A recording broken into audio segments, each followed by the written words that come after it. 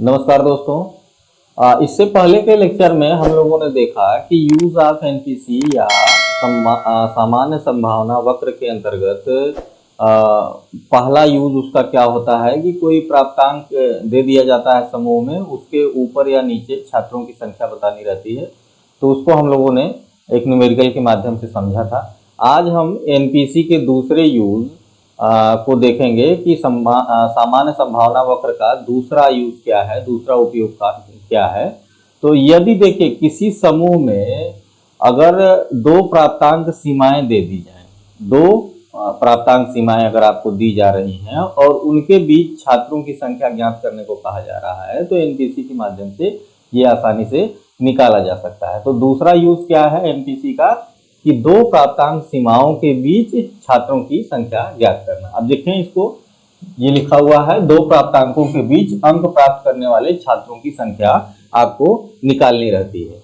ठीक है, अब इसको एक एग्जांपल से समझिए। मान लीजिए एक क्वेश्चन दिया गया है ये कि 400 छात्रों के एक समूह को परीक्षण दिया गया जिस पर मीन उनका जो है 100 आया और स्टैंडर्ड डिविएशन 15 था। तो ज्ञात करें कि कितने छात्रों ने 115 से 130 के बीच अंक प्राप्त किए। और दूसरा सवाल इसी में है कि कितने छात्रों ने 80 से 112 के बीच अंक प्राप्त किए। तो इसको सॉल्व करने के लिए सबसे पहले आपको वही फार्मूला लगाना पड़ेगा। x को सिग्मा में कन्वर्ट करना पड़ेगा, z को। z इक्वल टू क्या होता है, x minus m upon sigma. तो सिग्मा में वैल्यू कन्वर्ट करनी पड़ेगी, फिर टेबल देखनी पड़ेगी, इसके बाद आप सवाल इसको आसानी से कर सकते हैं। देखिए किसी भी सवाल में एनपीसी के सबसे जरूरी होता है क्वेश्चन को समझना। प्रश्न जो है उसको अगर आपने अच्छे से समझ लिया तो बहुत ही आसान है एनपीसी पर किसी भी सवाल को निकालना। अब देखें, जैसे अब इस प्रश्न को अच्छे से समझें कि 400 छात्र हैं, तो यानी n यहां पर आपका 400 है और परीक्षण दिया गया जिस पर मीन आपका 100 और एसडी 15 आया है। मीन आपका 100 है और एसडी आपका 15 है। ठीक है, अब देखें सवाल क्या पूछ रहा है कि कितने छात्रों ने 115 से 130 के बीच अंक प्राप्त किए। तो सबसे पहले आप एनपीसी ड्रा करिए। इसके हिसाब से एनपीसी ड्रा करेंगे तो देखिए ऐसे बनेगा। क्योंकि हम लोग जानते हैं कि मीन, मीडियन और मोड तीनों जो है सेंटर पॉइंट पे होता है। तो ये देखिए 100 कहाँ रहेगा, मीन आपका यहाँ पे रहेगा, ये 100। अब सवाल देखिए कि क्या पूछ रहा है, कितने छात्रों ने 115 से 130 के बीच अंक प्राप्त किए। तो देखिए मीन यहाँ पर 100 है, तो 115 अगर हम एक हाइपोथेटिकल मान के चले तो करीब यहाँ आएगा। ठीक है, ये 115 आएगा और पूछ रहा है 115 और 130, तो 30 भी इसके आगे ही जाएगा, करीब यहाँ आ जाएगा, ये 130 है। तो अब ये दो प्राप्तांक सीमाएं दी गई हैं, इनके बीच छात्रों की कितनी संख्या है ये आपको बताना है। तो देखिए दो चीजें करनी है आपको। पहले तो मीन से ये दूरी निकालनी है, फिर मीन से ये वाला एरिया 0 से 115 तक और 0 से 130 तक, ये दोनों एरिया निकाल लेंगे। इन दोनों एरिया को निकालने के बाद अगर हम ये एरिया निकाल लेते हैं तो ये वाला एरिया हमको टोटल मिल जाएगा कि कितने स्टूडेंट इसमें हैं। ठीक है, तो इसको निकालने के लिए अब आपको 115 और 130 की निम्नतम और उच्चतम सीमा लेनी पड़ेगी। अब जैसे मान लीजिए 115 की निम्नतम सीमा लेंगे आप और 130 की उच्चतम सीमा लेंगे, तो 115 की निम्नतम सीमा क्या हो जाएगी, x यहाँ पर 114.5 हो जाएगा 115 का, और 130 का क्या हो जाएगा उच्चतम सीमा 130.5। ठीक, x आपको पता चल गया। अब दोनों की वैल्यू निकालिए। देखिए z इक्वल टू क्या होता है, x minus m upon sigma. x कितना है, पहले 114 इसके लिए निकालिए, 114 के लिए ये हो गया आपका 114.5 माइनस कितना है m 100 अपॉन सिग्मा कितना है 15। अगर इसको सॉल्व करेंगे तो ये वैल्यू कुछ आएगी आपकी 0.97 सिग्मा। ठीक है, ये वैल्यू आ गई आपकी 97 सिग्मा में। इसी तरीके से अब आप इसको भी निकाल लें। तो ये क्या हो जाएगा 130.5 माइनस 100/15।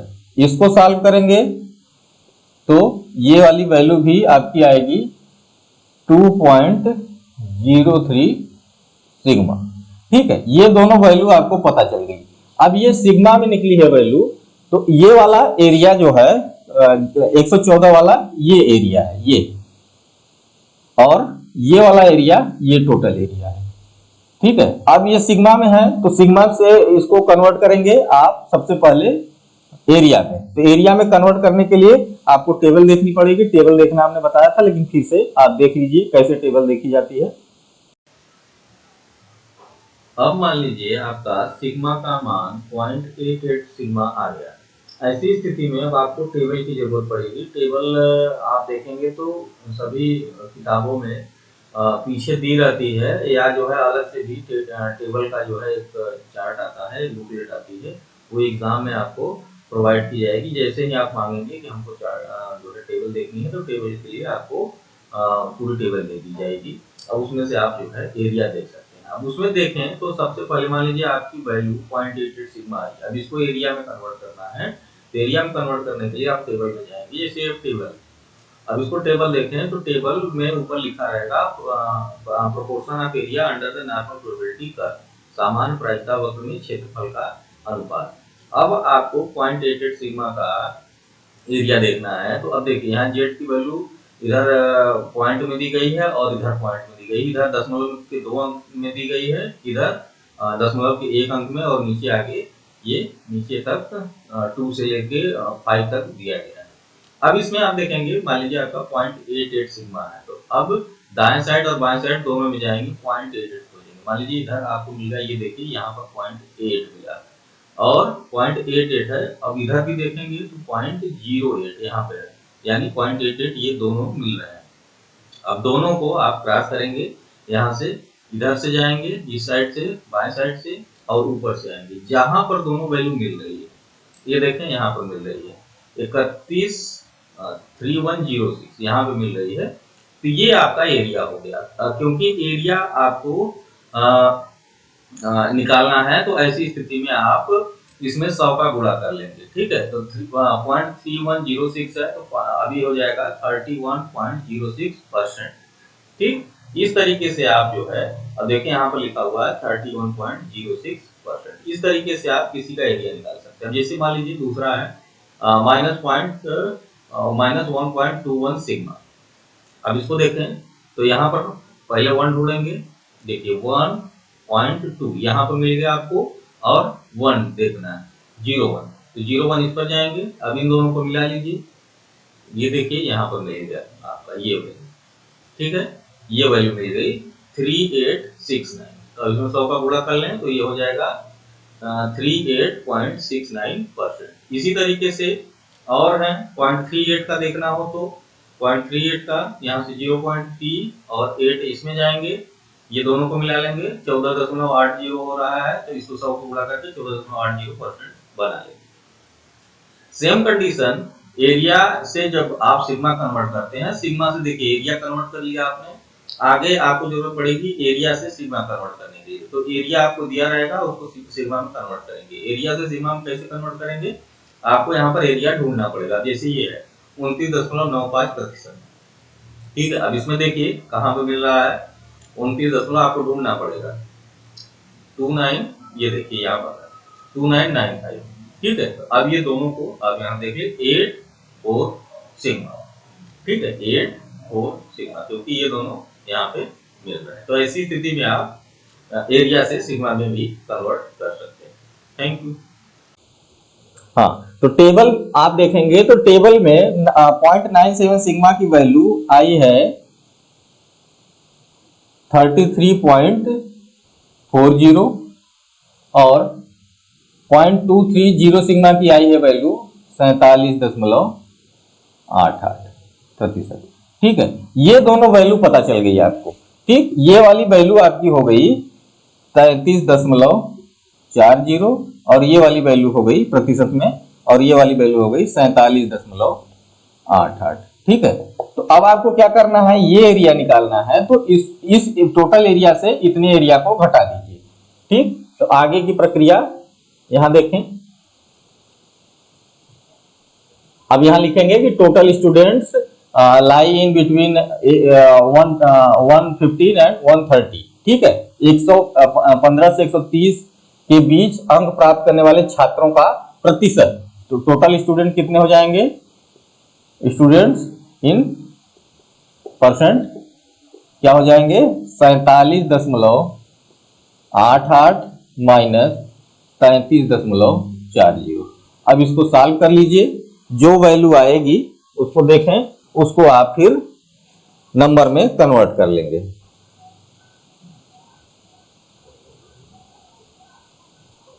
तो है ये 47.88 माइनस 33.40, ये आया 14.48। ठीक है, क्योंकि ये परसेंट में है तो अब इसको नंबर में कन्वर्ट करना है, तो क्या करेंगे, 14.48 बटे 100 गुणे टोटल एन कितना है आपका 400। तो ये इससे कट जाएगा, ये हो जाएगा आपका करीब 57.92 आ रहा है, तो करीब 58 मान सकते हैं। तो 58 स्टूडेंट्स आपके किसके किसके बीच रहेंगे, 115 से 130 के बीच रहेंगे इसके हिसाब से। अब दूसरा सवाल देखें, दूसरा सवाल क्या कह रहा है,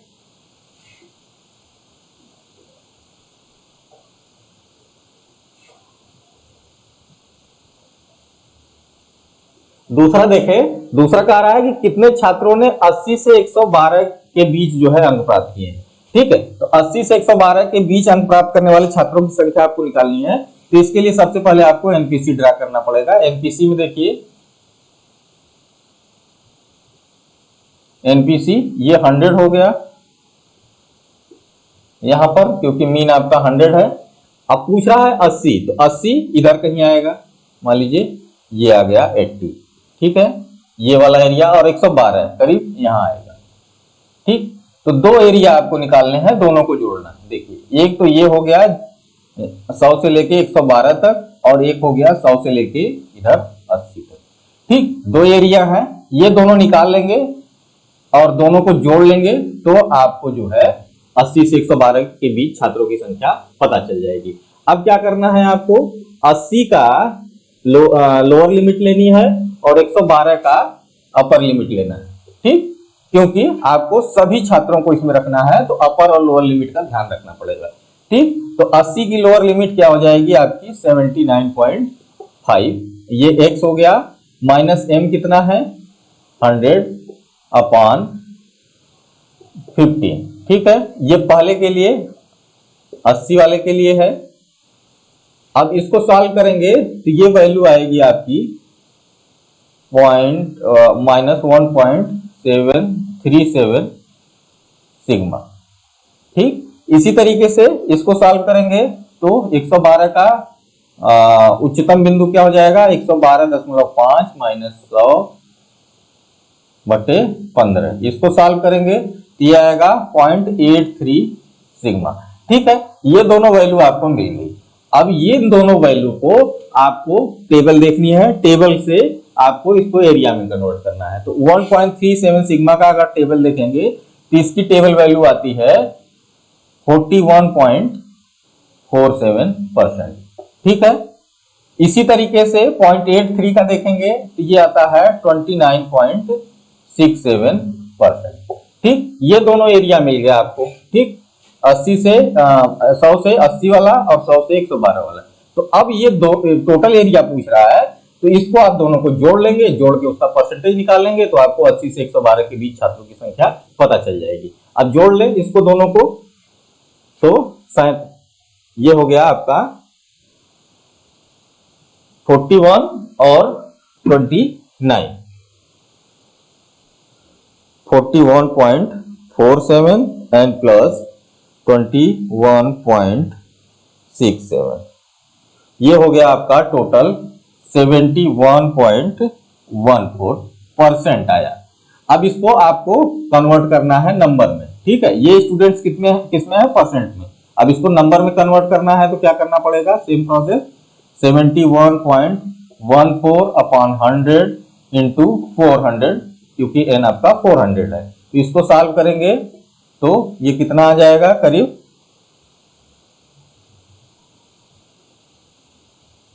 284.56 आ रहा है, यानी आपका 285 स्टूडेंट के आसपास होंगे जो 80 से 112 के बीच अंक प्राप्त करेंगे। तो इस प्रकार से आप एनपीसी के यूज के साथ किसी भी समूह में दो प्राप्तांकों के बीच छात्रों की संख्या को आसानी से निकाल सकते हैं। अब नेक्स्ट लेक्चर में हम लोग एनपीसी के तीसरे यूज की बात करेंगे। तब तक के लिए धन्यवाद।